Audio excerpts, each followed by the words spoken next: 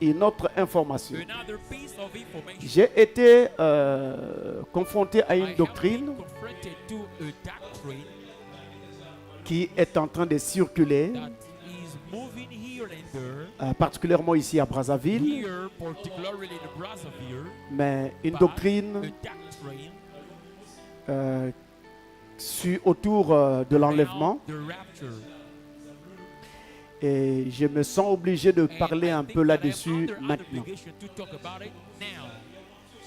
Et d'entrée de jeu, je voudrais dire que ceux qui enseignent cette doctrine sont des frères bien-aimés. Ce sont des bien-aimés. Ils ne sont pas des ennemis. Ce sont nos frères. Nos frères dans la foi. Ce sont des bien-aimés. Et je crois pour ma part qu'ils sont des fils de Dieu. Et même les sœurs qui croient à cela, je crois que ce sont des filles de Dieu. Seulement, je ne partage pas cet enseignement. Parce que pour moi, la façon dont ils ont construit cela, c'est comme ça que sont nées toutes les fausses doctrines que nous avons eues dans le message jusqu'à aujourd'hui. J'ai dit à l'un des frères qui croyait cette doctrine,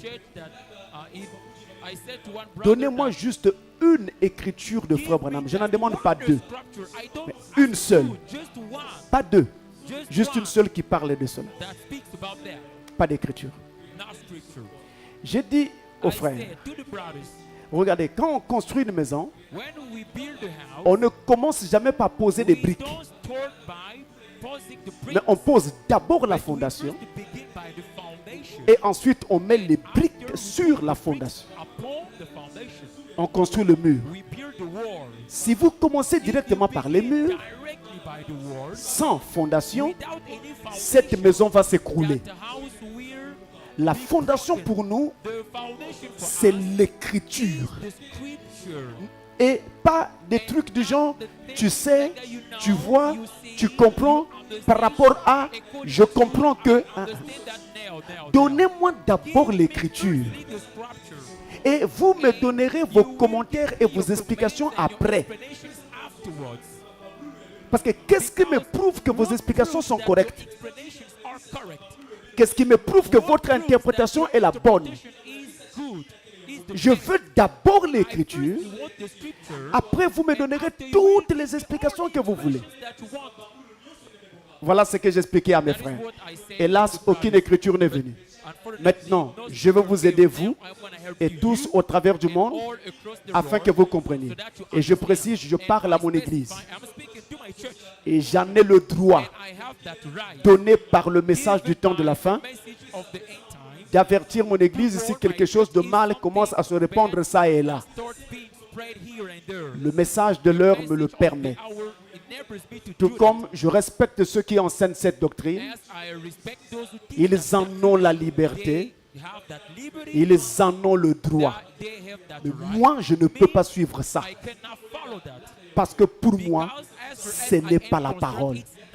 Voici pourquoi. Je commence par 1 Thessaloniciens 4.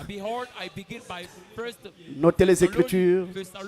1 Thessaloniciens 4, versets 13 à 18. Même pour ceux qui n'ont jamais écouté l'enseignement sur l'enlèvement, en quelques minutes, vous allez comprendre quelque chose. 1 Thessaloniciens 4, versets 13 à 18, il est dit,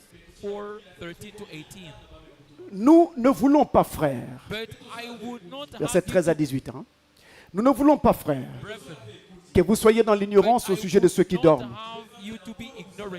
afin que vous ne vous affligez pas comme les autres qui n'ont point d'espérance. Car si nous croyons que Jésus est mort et qu'il est ressuscité, croyons aussi que Dieu ramènera par Jésus et avec lui ceux qui sont morts. Voici en effet, ce que nous vous déclarons d'après la parole du Seigneur. Nous les vivants, restez pour l'avènement du Seigneur. Nous ne dévancerons pas ceux qui sont morts.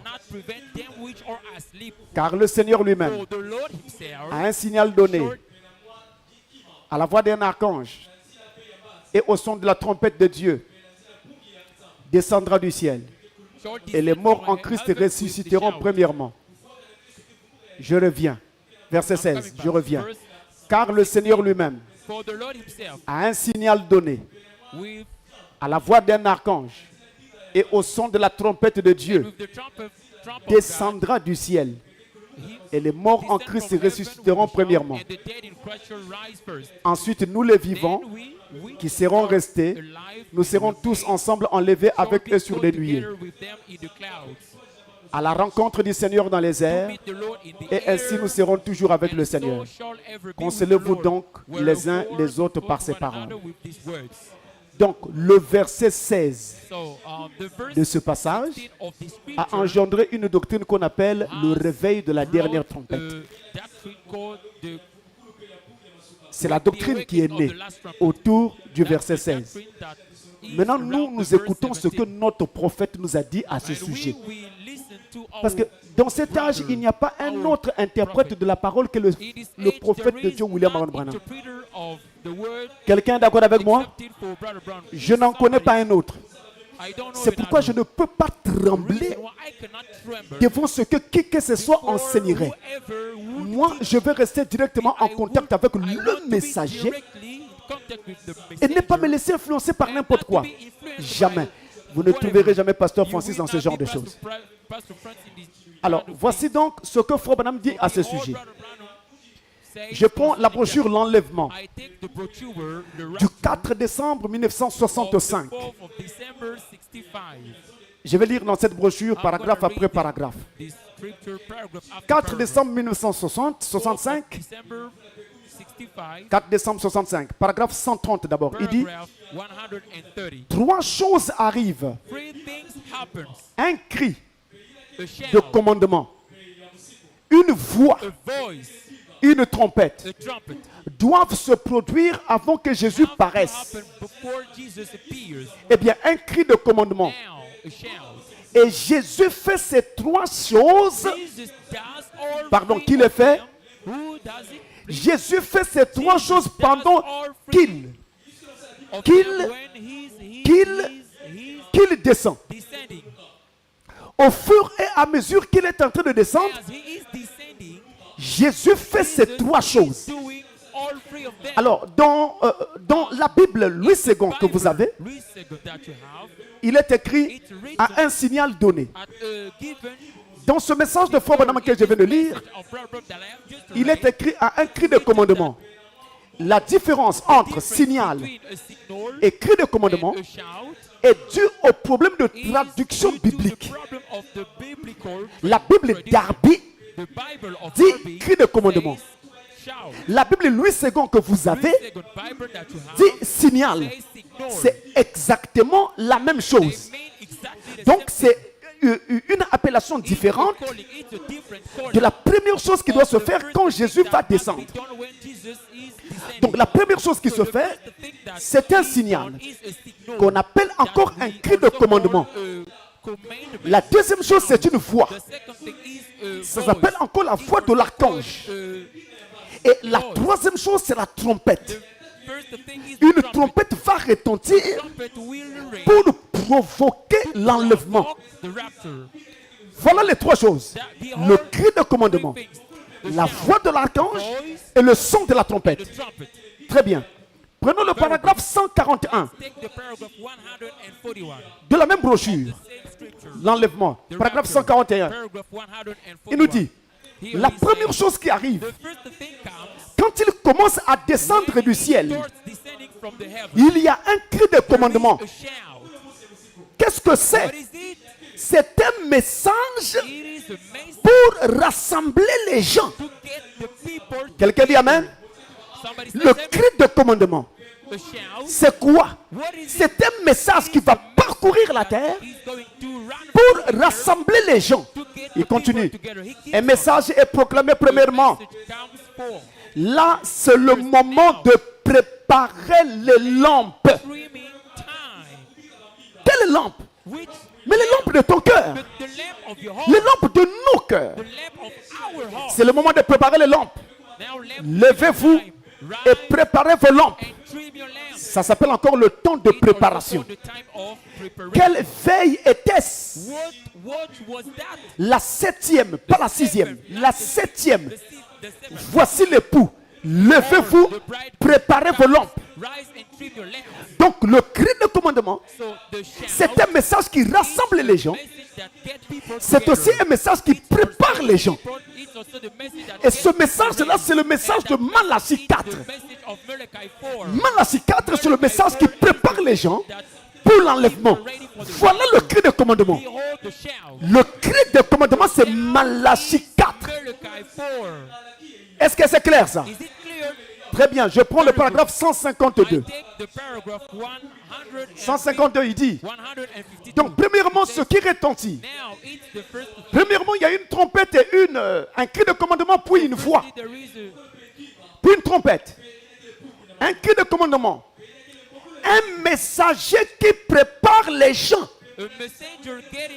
Le cri de commandement, c'est un message, mais comme le message et le messager sont un, alors c'est aussi un messager qui se tient sur la terre et prépare les gens.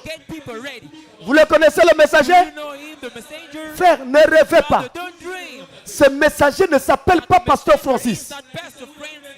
Ce messager, ce n'est pas ton pasteur. Ce messager, c'est William Marion Branham. Je le dis clairement, tout haut et sans équivoque.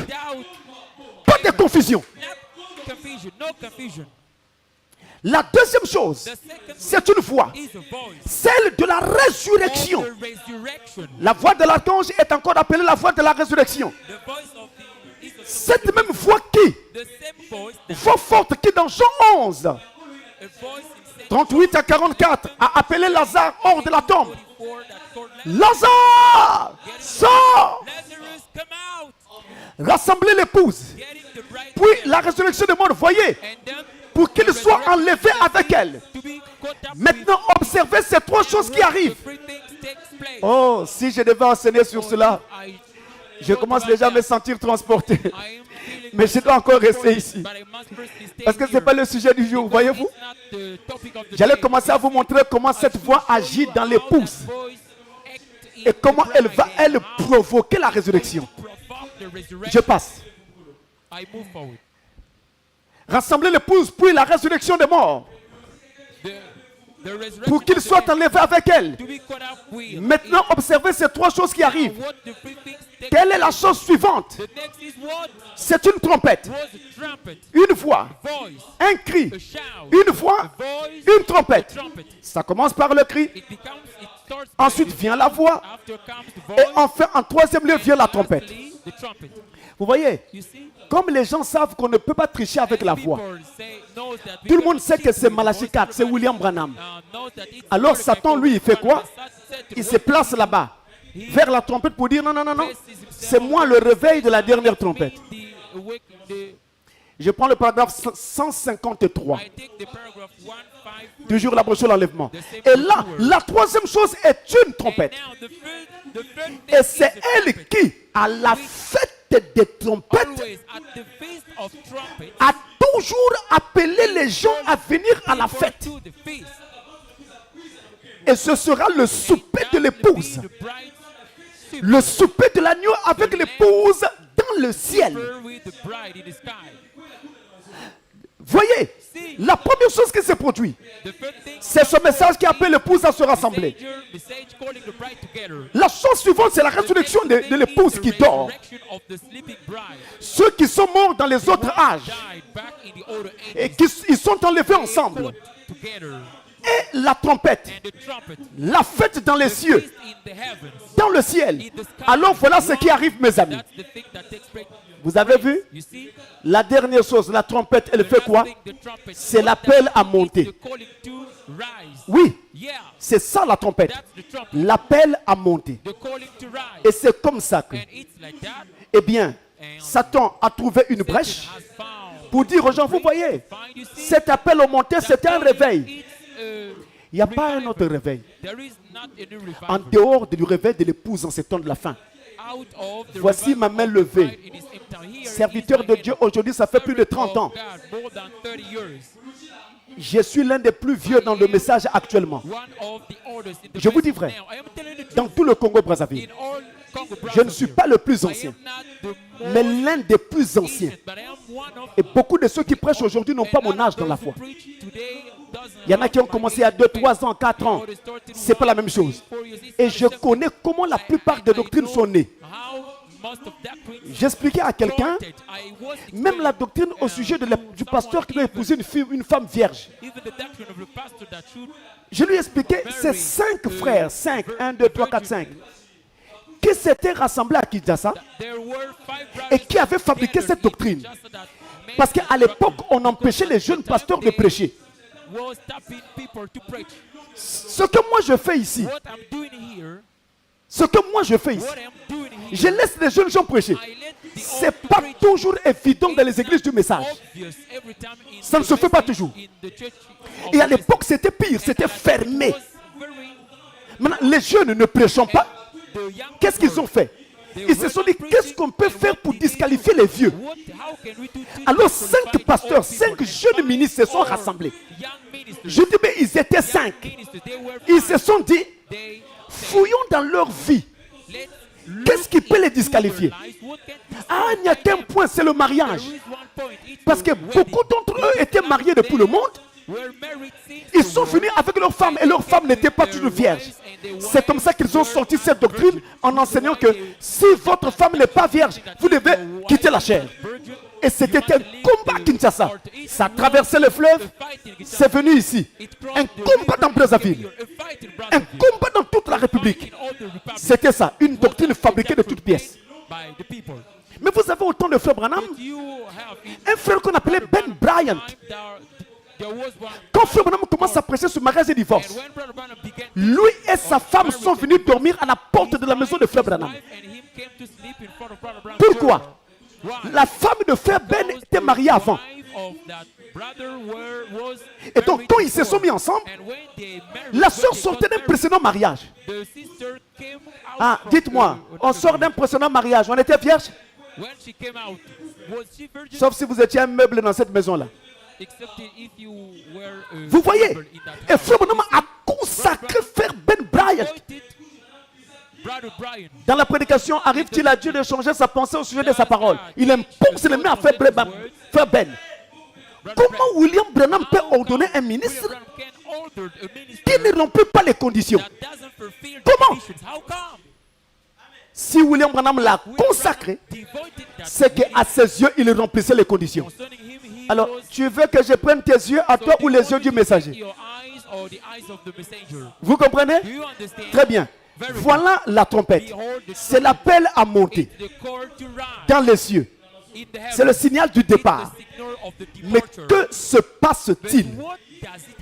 Je laisserai l'autre partie de la trompette à côté. Je vous montre simplement ce qui cloue cette doctrine. Je prends la brochure, la brèche. Voilà l'écriture qui cloue cette doctrine. Du réveil de la dernière trompette. C'est une fausse doctrine. Je prends donc la brèche entre les 7 sceaux, les 7 âges de l'église et les 7 sceaux. La brèche entre les 7 âges de l'église et les 7 sceaux, c'est une brochure que vous connaissez. Du 17 mars 1963. Soir. Paragraphe 248. Amen. Écoutez, c'est ça. Ça, c'est une bombe. Écoutez bien ça. 248. Peu importe. On peut avoir l'écriture à l'écran? Oh, j'irais aimer que les gens lisent ça. Ah, ça y est là-bas quelque part. Peu importe qu'il s'endorme à la première veille. C'est-à-dire le premier âge de l'église. À la deuxième veille. La troisième veille. La quatrième veille. La cinquième veille. La 16e veille. Ou la 7e. Le 7e âge de l'église. Quel que soit l'endroit où il s'endorme, qu'est-ce qui va arriver? La trompette de Dieu sonnera.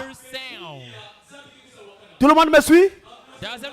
Cette dernière trompette retentira en même temps que le dernier ange donne son message et que le dernier son est ouvert, cette dernière trompette sonnera quand le septième ange, messager du septième ange de l'église, dans le septième âge, la septième veille, se met à proclamer son message. Cette dernière trompette sonne en même temps. Alors si vous me parlez d'une autre trompette qui doit sonner pour amener je ne sais quel réveil, c'est que le ministère de Frère Branham a échoué. Alors on doit avoir un autre messager. Branham a échoué. Il faut un autre réveil. Frère Branham a été clair. Dans plusieurs prédications, il dit l'église n'attend plus rien d'autre que la venue de l'époux. N'est-ce pas? On n'attend plus de réveil, il n'y a plus rien. La seule chose que nous attendons aujourd'hui, c'est la venue du Seigneur. Mais permettez-moi de lire aussi ça. Vous allez comprendre pourquoi en fait, même ces derniers temps, je suis en train d'enseigner comme je suis en train de le faire. Je répare dans la brochure, l'enlèvement, la brochure qu'on lisait tout à l'heure, l'enlèvement du 4 décembre 65. Oh Dieu, écoutez le paragraphe 155, écoutez bien ça. Nous sommes là, prêts maintenant. La seule chose que l'Église qui est sortie doit encore faire, c'est de rester en présence du Fils pour mûrir. C'est la seule chose à faire. Voilà pourquoi je ne peux pas perdre mon temps dans des disputes inutiles. Je dois travailler à ma maturité et à la maturité du peuple. Je ne veux absolument pas me laisser distraire d'aucune façon. Et je ne laisserai pas Satan le faire. Je surveille. C'est la seule chose que nous avons à faire. Et quand je prends la prédication, c'est ça, faut madame dire, quand la trompette sonne, elle annonce une guerre scripturaire. Il faut connaître l'écriture pour ne pas être ballotté. Oui? Dans la prédication, un homme qui fuit la face de l'Éternel. Un homme qui fuit la face de l'Éternel du 17 février 65.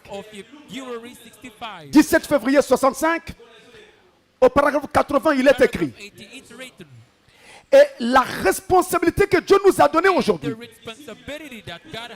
d'apporter ce message. Et comme je prends de l'âge, et je sais que mes jours raccourcissent, je ressens cette responsabilité plus que jamais. Avancer sans relâche.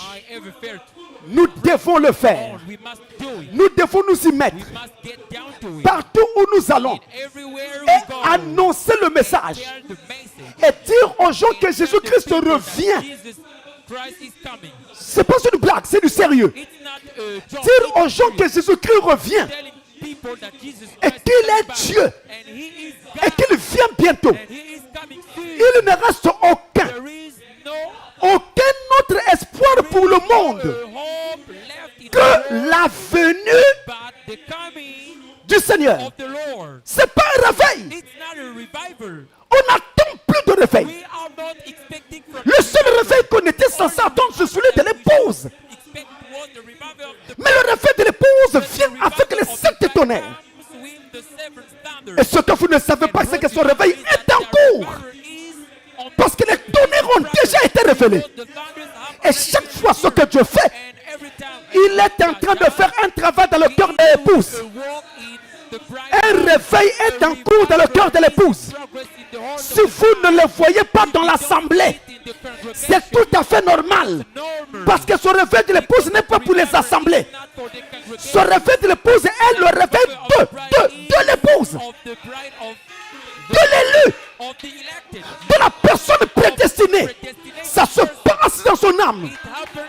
se passe dans son cœur. Il vit des phénomènes étranges qu'il n'avait pas avant. Des voix, des inspirations de Dieu, des reproches, des réprimandes de la part de l'Esprit. Ça se passe en lui. Toi, tu es à côté, tu ne vois rien. Toi, tu es à côté, tu n'entends rien. Mais c'est lui qui fait ça. C'est ça le réveil de l'épouse. Ensuite vient la puissance. La manifestation de Dieu. Tu parles, la chose arrive. Ça ne se fait pas continuellement. Ça se fait spontanément. De temps à autre, sporadiquement. Mais viendra un moment où ça ne sera plus sporadique. Ça va être permanent. Mais comment tu vas vivre ça permanemment? Permanemment? Si déjà maintenant tu ne le vois pas sporadiquement. Et c'est ça le mystère. Détrompez-vous. Il n'y a pas un autre réveil que celui de l'épouse. Il n'y a pas une autre trompette que ce message du temps de la fin. Parce que la dernière trompette de 1 Thessaloniciens 4 sonne en même temps que le 7e ange est en train de proclamer son message. Alors s'il y a une autre trompette qui doit venir, il y a un problème. Il n'y en a que 7. La 8e vient d'où? Donc il nous faut un 8e messager. Non, non, non, pasteur, ce n'est pas une 8e. C'est la même trompette. Ah, mais si c'est la même, j'ai déjà William Branham. Ne m'embrouillez plus. Je reste avec Frère Branham. Et j'ai cette trompette-là. Frère Branham a amené un réveil. William Branham dit, regardez, depuis que ce message court par toute la terre, il n'y a jamais eu de dénomination qui se soit formée autour. Il dit, ça n'a jamais été le cas avec mes prédécesseurs. Luther, Wesley et tous les autres. Leur mouvement s'organisait. Mais ce message dit l'ange de Dieu en ce temps de la fin. Ce message ne deviendra jamais une dénomination. Jamais. Les hommes pourront s'organiser. Les hommes vont quitter la parole. Mais ce message ne va jamais s'organiser. Et c'est aussi pourquoi je crois que toi tu vas atteindre le niveau requis par Dieu. Est-ce que je peux entendre un amen? Non, si tu le crois, dis amen. Moi je le crois. Je le crois de toutes mes forces. Je le crois jusqu'à la moelle de mes os. Je crois.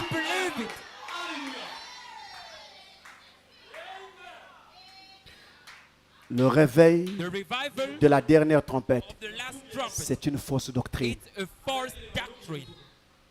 Mais ceux qui croient ça, ou qui enseignent ça, ne sont pas des démons. Ce sont nos frères, mais qui se sont simplement trompés. Maintenant, peut-être que c'est aussi moi qui me trompe. Qu'à cela ne tienne. Je respecte ce qu'ils croient. Je les respecte. Mais moi, je n'y crois pas. Parce que l'Écriture me dit autre chose. Et d'ailleurs, Frère Branham avait même dit quelque part, en dehors du fait que la trompette